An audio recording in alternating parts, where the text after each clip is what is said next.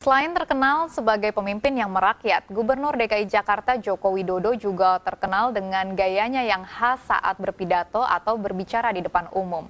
Tidak jarang Jokowi menyelipkan sejumlah lelucon di tengah pemaparannya terkait program kerja pemerintah daerah. Bodi saya kayak gini, saya ini kan kurus kering. Berat badan saya hanya 54 kilo. Ajudan saya tinggi besar, ganteng. Ternyata ada problem. Setiap tamu yang datang ke kantor saya, yang disalami selalu ajudan saya.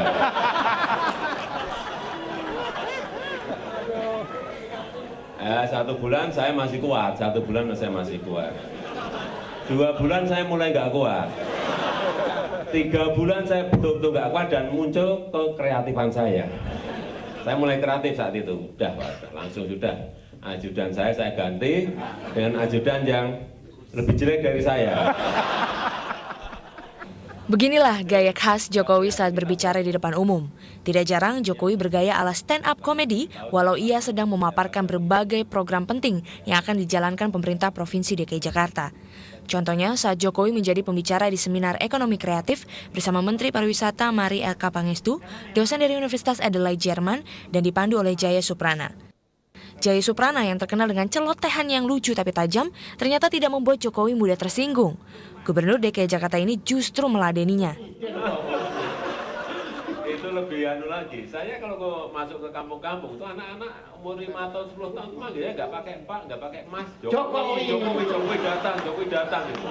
Masih lumayan Bang tuh. Wih. Bahkan sampai akhir acara, Jokowi yang menjadi pusat perhatian di seminar tersebut masih terus meladeni setiap guyonan yang ia terima. Salah satunya saat ia mendapat hadiah sarung dari panitia acara. Selain memberi pencerahan tentang ekonomi kreatif, Jokowi juga memberi angin segar tersendiri bagi seminar yang biasanya berlangsung monoton. Dari Jakarta, Jenis Mangunsong, Arif.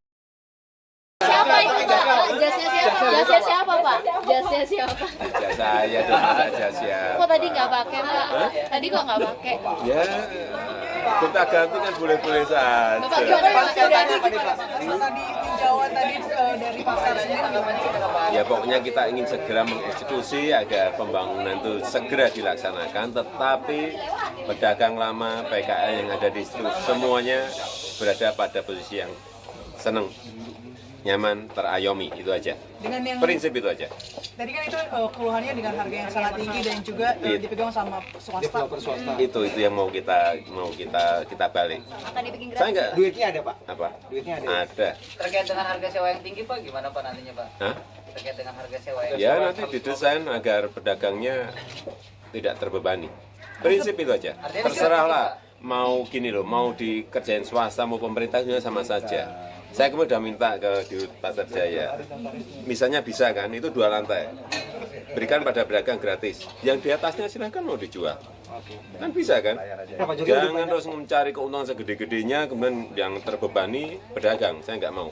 Pak ini tadi ketemu sama Pak terkait itu Pak. Ya, saudara ya. Beliaunya senior saya dan saudara. Pak Jokowi.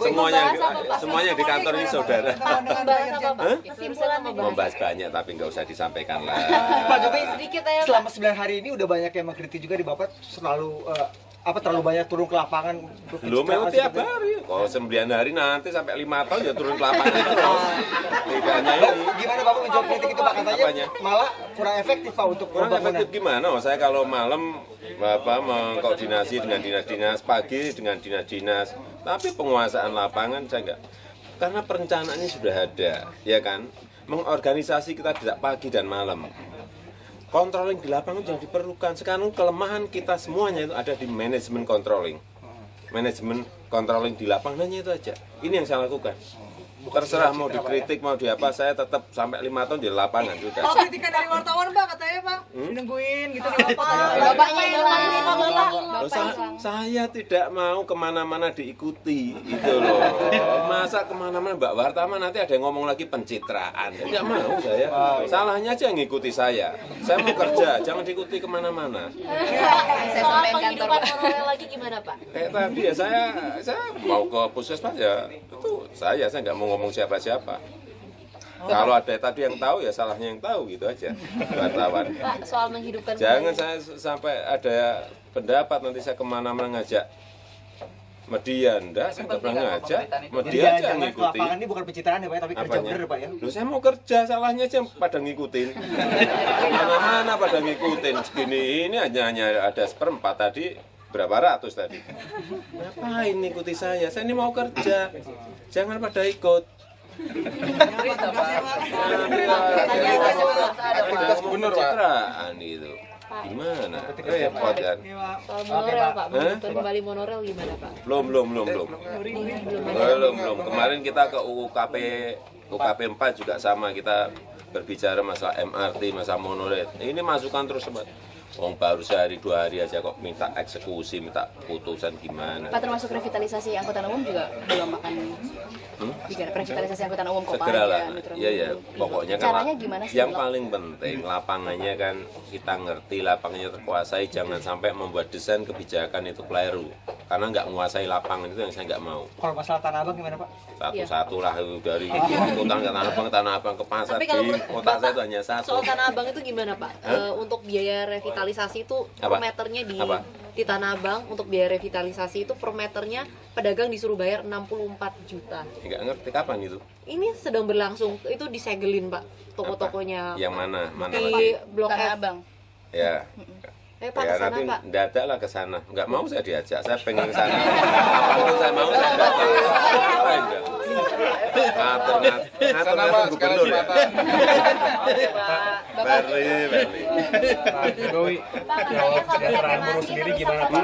Ada program untuk kesejahteraan buruh kan rencananya ada Ya nanti seperti itu nanti kayak kartu sehat, kartu pintar kan juga larinya ke sana. Itu kan bisa mengurangi beban dari pekerja kan itu.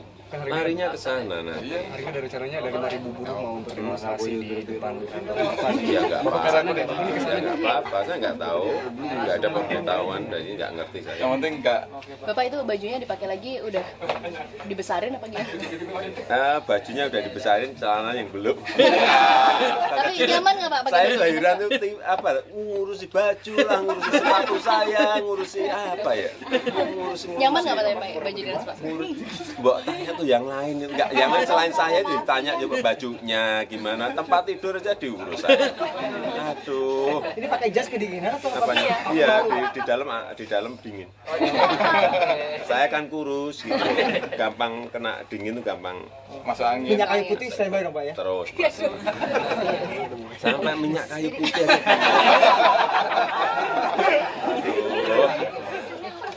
Terima kasih Pak. Terima kasih Pak. Korban gimana? Oh iya korban, Bapak lupa. Apanya? Korban nanti di sini apa di Solo Pak? Di balik kota, udah saya siapin sapi banyak. Berapa Pak? Udah berapa Pak? Sapi, aduh saya nggak mau ngomong lah jumlahnya. Bapak tapi ada acara korban bersama dengan masyarakat nggak Pak? Misalnya menerima kunjungan masyarakat mungkin? Iya. Ada rencana. Oke. Sholatnya di mana Pak? Sholat di mana Pak? Balai kota. Mana ada Pak sholat di balai kota Pak? Mas sholatnya itu tanggal berapa Pak? Minggir Pak. Kok saya diusir-usir? Ikut aja. Mic-nya siapa ya? Antv. Apa? yang Bapak Ya pengen ngusulkan. Udah eksekusi aja belum. Lah nanti kan. Udah.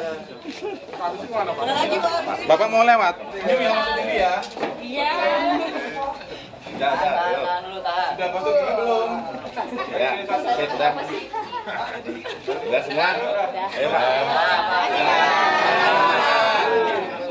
Saudara-saudara sekalian, saya sudah tahu isi perutnya mereka secara pribadi.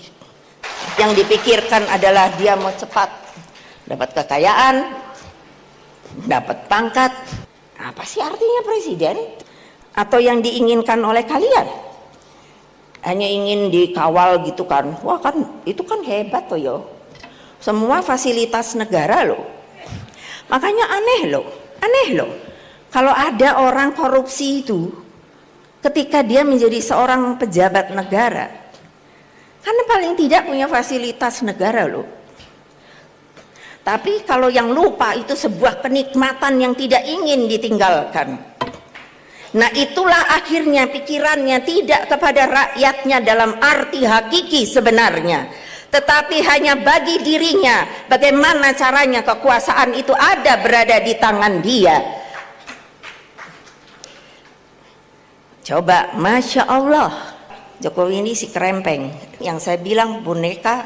Yang namanya Joko Widodo dengan Pak Yusuf Kala, apa yang kamu bisa? Apa yang kamu sumbangkan pada negaramu? Nothing, nothing.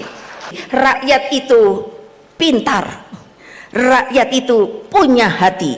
Perlu kita selalu sadar, perlu uang, betul, perlu.